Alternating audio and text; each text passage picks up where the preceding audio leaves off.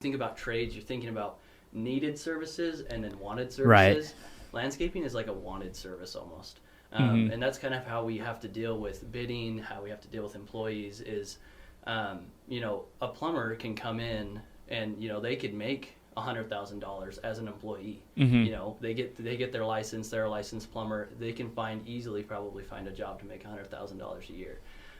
With a landscaper, they could make that, but they're going to be doing a lot more work than just a guy that just got his license as a plumber, because he can charge, $650 to come and put a toilet in.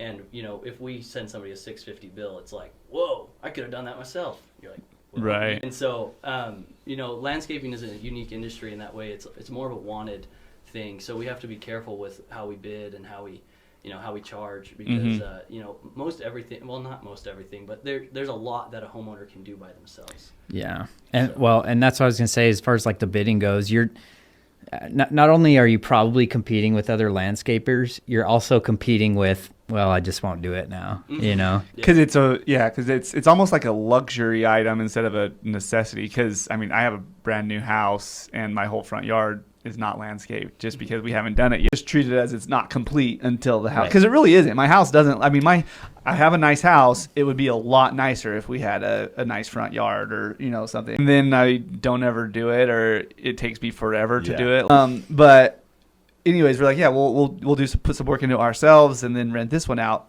We went a year not renting that unit out, didn't do any work on it, and then I eventually just paid someone to do it anyways.